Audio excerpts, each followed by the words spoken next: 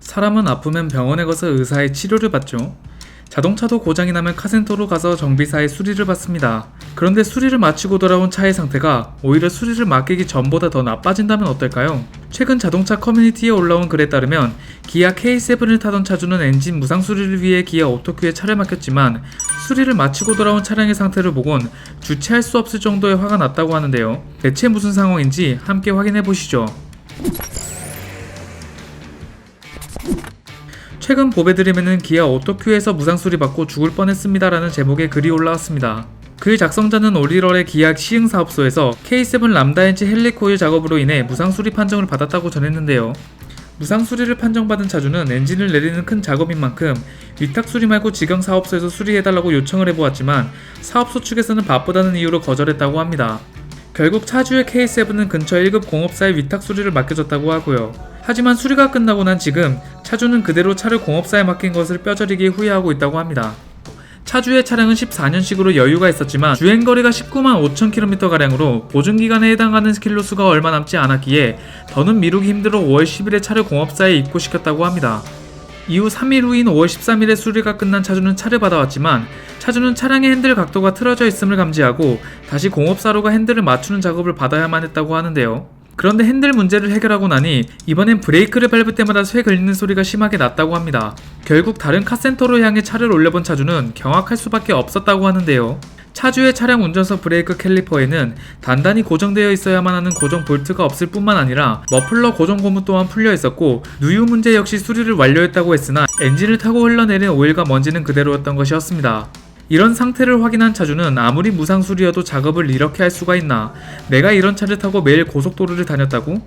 와, 이게 무슨 일이냐라며 브레이크가 당장 내일 고장나도 이상하지 않을 정도의 차 상태를 보곤 어이없음과 동시에 섬뜩함을 느낀 겁니다. 차주는 일단 방문한 카센터에서 캘리퍼 볼트를 채우고 집으로 귀가했다고 했고요. 하지만 차주에 따르면 문제는 이제 시작이었을 뿐이라고 하는데요. 차를 타고 출발, 정지, 코너를 주행할 때마다 차량의 하체에서 쇠 부딪히는 소리가 계속 났다고 주장했습니다. 그리고 차주는 글과 함께 쇠 부딪히는 소리를 직접 촬영한 영상을 첨부하기도 했는데요.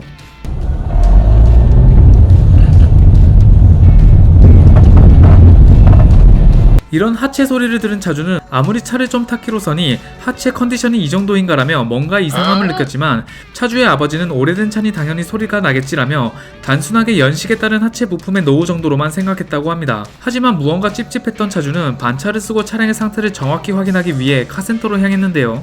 카센터에서 제대로 차의 상태를 본 차주는 또 한 번 화가 치밀어 오를 수밖에 없는 광경을 보게 되었다고 합니다. 수리를 맡기고 돌아온 K7의 하체 부품 중엔 이미 볼트가 풀리다 못해 빠져서 사라진 부분도 있었고 엔진오일은 살짝 누유된 정도가 아닌 하부에 촉촉하게 맺혀있기까지 했다는데요. 이후 엔진오일 게이지를 확인해보니 로우선에도 미치지 못하는 수준이었다고 합니다. 차주는 공업소에서 엔진 헬리코일 작업을 받기 전엔 7000km를 타도 엔진오일 양이 그대로였는데 이번엔 겨우 2500km 만에 엔진오일이 로우선에 찍혔다고 전했는데요. 또한 차주는 차량 수리 이후 외기 유입을 누르면 타는 냄새가 실내로 유입되는 것에 의문을 가졌는데 상태를 보고 난 후엔 엔진오일이 새면서 타는 냄새였다고 추정된다고 합니다. 결국 이 상태로 아무것도 모른 채 부모님이 차량을 운행했다고 생각하면 꼭지가 돈다며 울분을 토해내는 차주였습니다. 글을 확인한 네티즌들은 기계 쪽은 잘 모르지만 돈 내고 센터 가는 이유가 이런 걸 방지하려고 가는 건데 충격적이다. 말로 해선 안 된다. 강경 대응만이 해결책이다. 이 정도면 정비를 발로 했나 보다.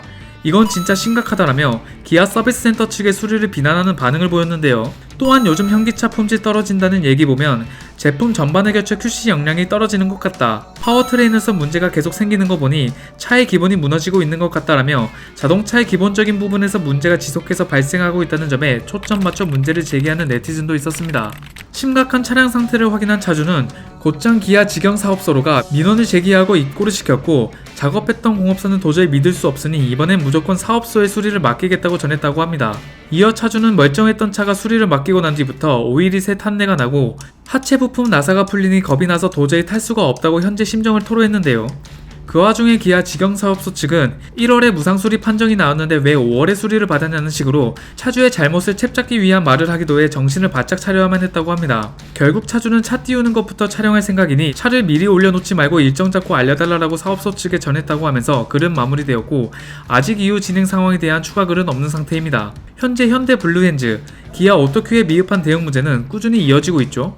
설계가 잘못돼 소렌토 하이브리드 머플러의 응축수가 고이는 문제의 대처로 제대로 설계된 새로운 머플러로 교체해주는 것이 아닌 기존 머플러의 구멍을 뚫어주는 조치만 취해주고, 소나타에서 발생한 소음 문제로 차를 입고시킨 차량의 블랙박스에는 그냥 잘 얘기해서 보냅시다라는 정비사들의 대화 내용이 녹음되는 등 현대기아 서비스센터의 안일한 대응 문제는 계속해서 들려오는 상황입니다. 수천만원에 호가하는 자동차의 높은 가격에는 차량만 해당하는 것이 아닌 제조사의 애프터 서비스 비용까지 포함된 가격인데요. 하지만 현재 현대기아차는 차량을 판매하고 난 이후엔 제조사의 책임을 다하지 못한다는 소비자들의 의견이 지배적입니다. 현대기아차 서비스센터에서 지속해서 들려오는 수리 문제에 대한 여러분들의 생각은 어떠신가요? 댓글로 남겨주시면 감사하겠습니다. 오토포스트 이슈플러스였습니다.